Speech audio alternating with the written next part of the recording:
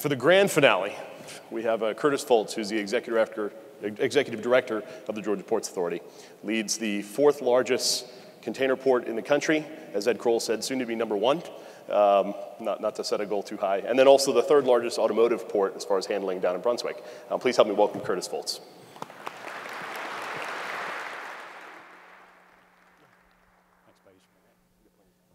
Good morning. Am I live? Can you hear me? Yep, okay.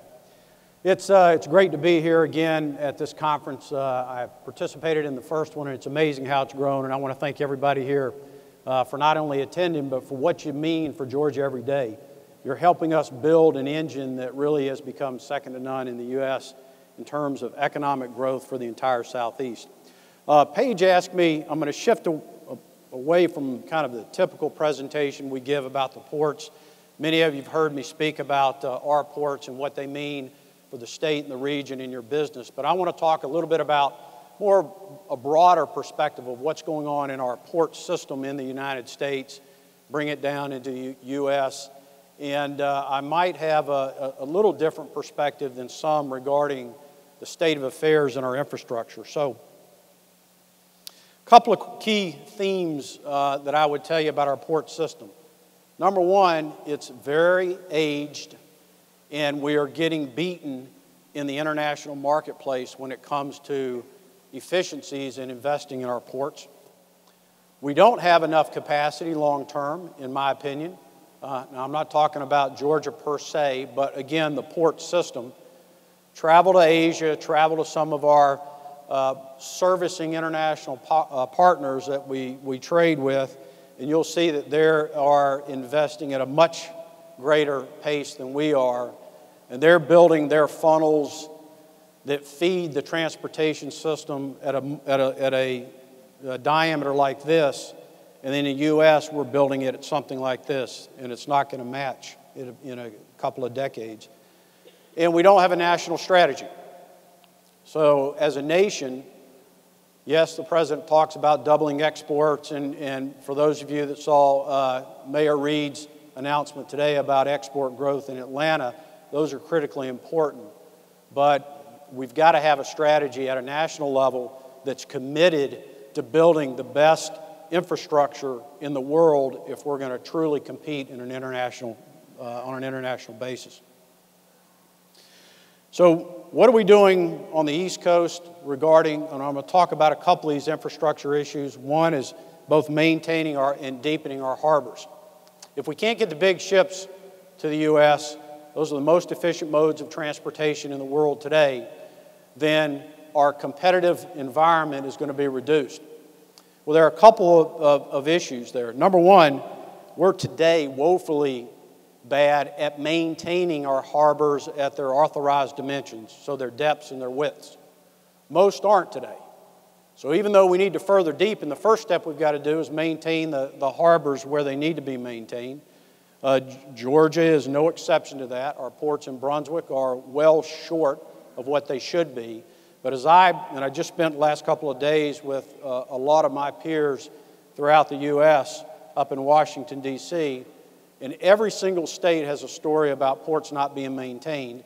And you may not know, but the federal government taxes imports goods to the tune of $1.5 billion a year to maintain our harbors, and they give us back, or they give the Corps back, about half of that, about $600 or $700 million for that purpose. So they're taking half of that money and using it to help balance the general fund and not maintain the harbor. So that's something that's called the Harbor Maintenance Trust Fund. And for those of you that have a voice up in Washington, D.C., we're trying to get that changed. Second component of that is then taking the harbors at their current dimensions and expanding them. Ours is a great example of that. There are many throughout the country. That comes from a different bucket of money, and it shouldn't take our nation a decade and a half to study the need to deepen a harbor like ours to a level that is well below what international standards are. So an example of how we're not maintaining and our infrastructure is becoming outdated. What do we need to do here in the Southeast? Well, when we look at the Southeast, from both Georgia and from a Port Authority perspective, we see tremendous room for growth. But what comes along with the demographic strength of the Southeast and shifting to the Southeast, and all the attraction for manufacturing that's moving into the Southeast, is the need for port growth. So we don't only need to grow our infrastructure or our port capacity in Georgia. We need South Carolina to do the same. We need Florida to do the same if the Southeast is going to maintain its reputation for economic leadership throughout the nation.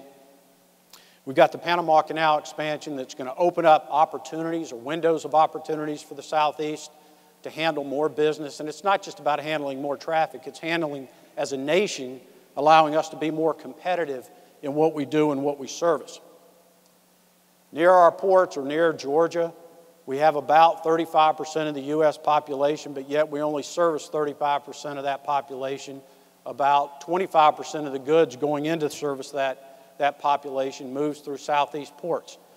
So there is still tremendous room for growth, but really what it translates into me is that we all have an obligation throughout the Southeast to improve our transportation and logistics networks. And Todd referred to it, I believe the governor may have, but there is, it's not just about the ports we manage today. We need to be thinking about a half a century from now. And there is a project called the Jasper Terminal project. It is contemplated to be a joint South Carolina-Georgia port project. It's caught up in some politics now that need to be put aside.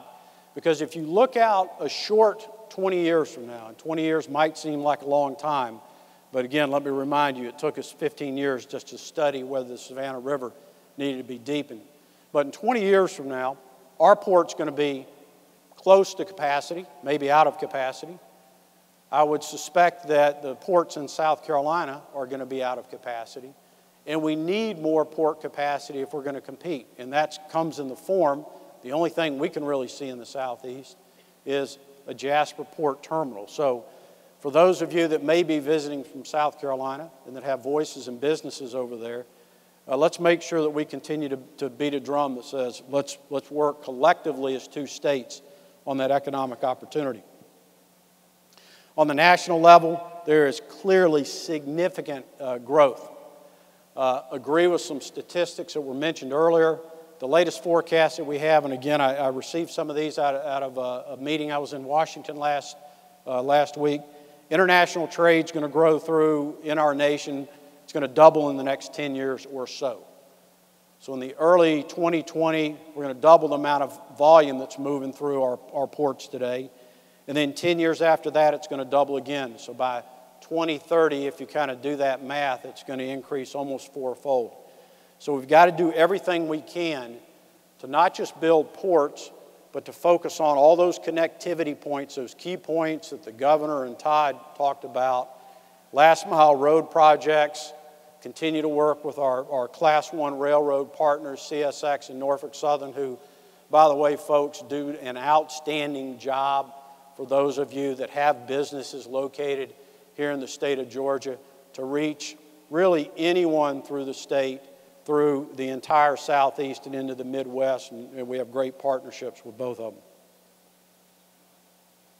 We've got to do it in an environmentally responsible way. I'm proud to say that we've taken a leadership position at the Georgia Ports Authority and working with the state, and have over the last 5 years really become known for the port that's doing it the right way for the right reasons.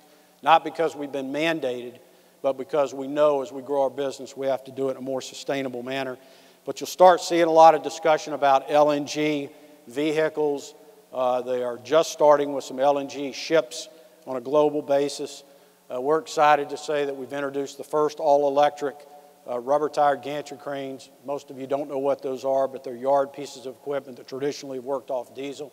We're the first in the country to introduce a pilot of 4 units. Clearly, we've transferred to cleaner burning diesel fuels.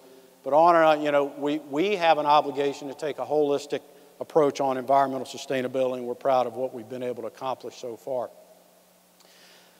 Paige knows this better than anybody, but the supply chain and the logistics kind of touches every single piece of business that we do in the state of Georgia. And I think the most recent example was all of the nervousness around the ILA contract uncertainty on the East Coast and Gulf of the United States.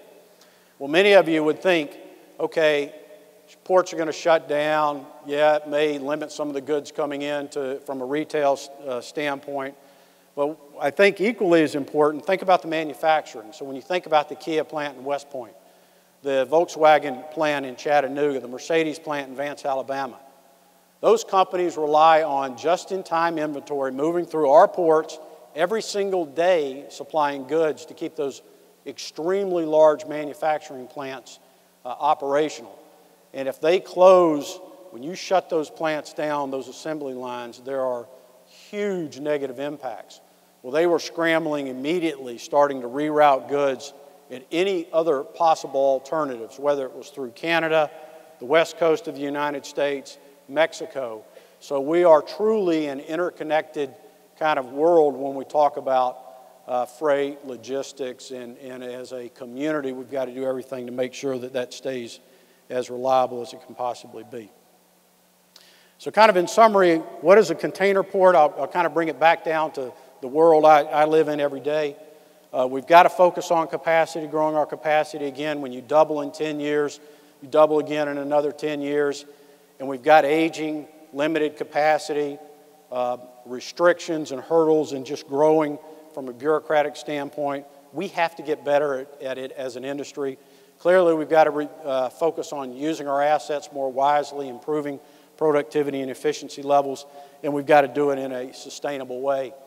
And then that holistic approach outside the port of making sure all of those key nodes of connection are in place. And again, I think the state of Georgia is an example of how we do it right, but we've got to get better every day. I hope you enjoy the conference, and I look forward to your questions. Thank you.